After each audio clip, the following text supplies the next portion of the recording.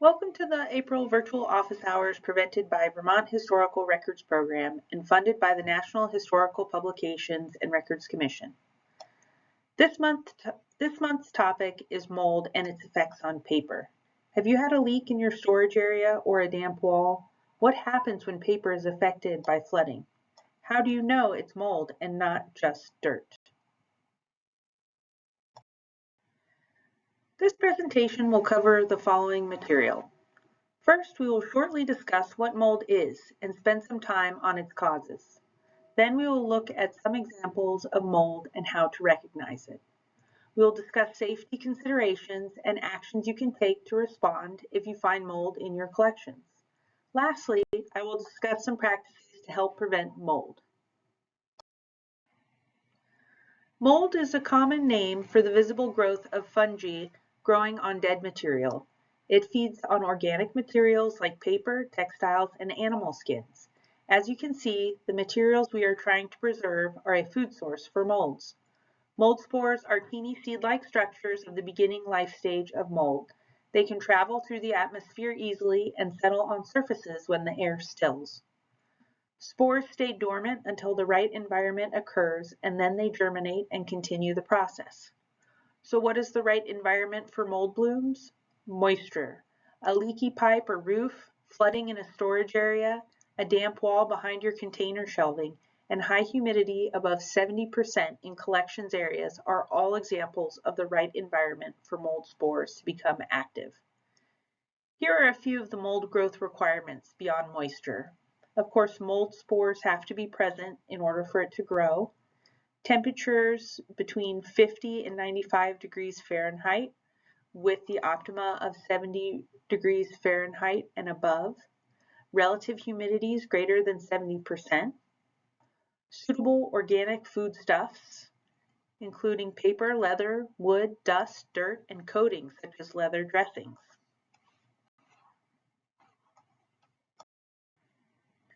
Before responding to a mold outbreak, you need to make sure it's mold. There are other humidity-related issues, foxing and efflorescence that look like mold but require different responses. Foxing looks like reddish-brown spots on the paper. Efflorescence has a white crystalline growth found on leather bindings. These are both caused by high humidity but relatively harmless to records. Other issues are prior staining from a mold outbreak and dirt. They may look like mold, but may not have the active parts that create the mold outbreak. There are also different responses based on the different stages of mold. The images above show inactive and active mold. Inactive mold is in its dormant stage. It has lost some of its ideal environment, like moisture. The characteristics are black staining with a powdery texture and a musty smell. The mold is dormant, and as soon as moisture enters the environment, it can reactivate and bloom. When the spores are disturbed, they can travel through the air and settle on other materials and surfaces, a potential risk for new outbreaks. The image on the right shows active mold. It has a fuzzy texture and smears when touched. It smells earthy or musty. Both of these stages require attention, but they are treated differently. Active mold must be stabilized before cleaning. Inactive mold or dormant mold doesn't need to be stabilized, so you can move directly to the cleaning stage. Of course, safety first. Mold exposure occurs when mold spores are released into the air or come into contact with our skin.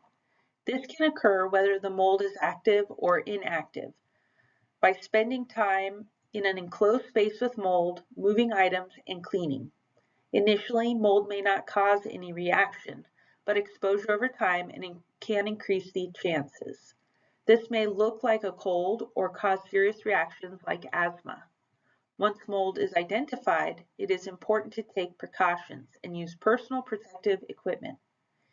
In the image, the individual wears eye protection, gloves, and long sleeves to limit skin exposure, and an N95 mask with respirator. Working in a well-ventilated space or outdoors, weather permitting, is another option for addressing mold. However, use of PPE is still recommended to reduce contact. Mold needs to be addressed as soon as possible, and there are several steps in the process. After identifying that it is a mold outbreak, you should determine the size and if outside help is needed. Notify the person in charge of the building and its maintenance, and they can help decide if it's safe for people to enter and whether an outside vendor is required. If an entire storage area or building was flooded and there is a mold outbreak, this is considered large and you should contact an outside vendor for assistance. They can take over the project and complete the rest of the remediation. A couple of ledgers or a shelf that was under a leaky pipe are considered a small or medium-sized outbreak and can be handled in-house. Make sure that you isolate the materials if possible by moving them to another space away from other records and collections. Movement like opening the ledgers can spread the mold spores, so try to limit this. You may have already figured this part out, but you need to determine what the cause of the outbreak is. Is there a damp spot on the wall of the storage area or a leak? These issues need to be addressed at the same time so that the same problem doesn't happen again when you return the cleaned items. The next step is for active mold. You need to deactivate the mold growth and force it into its dormant stage. If you have access, you can freeze paper materials. Please note you do not want to freeze photographs, audiovisual materials, parchment, vellum, or leather.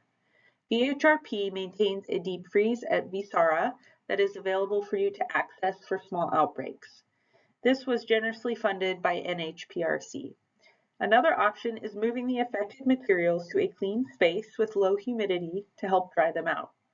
Once the mold is deactivated, you can clean the materials.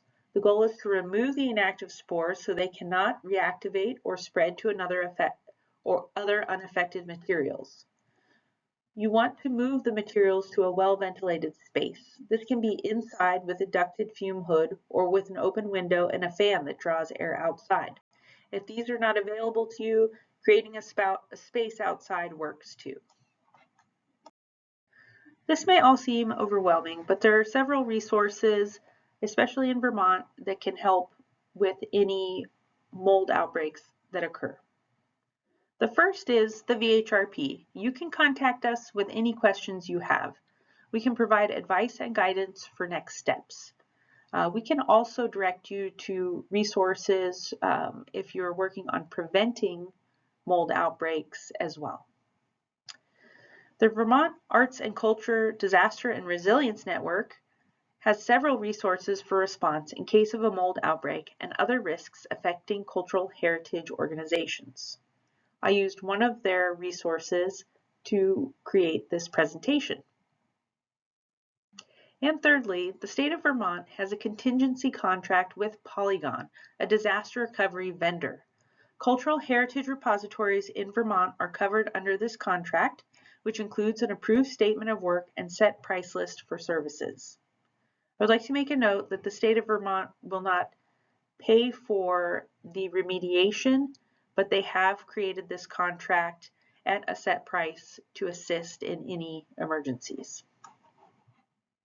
There are other resources, and please feel free to contact the VHRP for assistance. And to end the presentation, I would like to discuss prevention. What is that old saying? An ounce of prevention is worth a pound of cure, or in this instance, no moldy collections. We may all deal with a mold outbreak someday if we haven't already. Mold is everywhere, and we cannot completely remove its causes from our repositories. However, prevention measures help to reduce the chance of mold and to respond effectively when it happens. Regular housekeeping is the first step in preventing mold. Sweeping, vacuuming, wiping surfaces can help disrupt and remove mold from your storage buildings. Remember, mold can settle in environments, so regular cleaning minimizes this chance. Environmental monitoring collects data about your repository and can be used to identify any problems within the space. The two measurements we are considering in this presentation are temperature and humidity.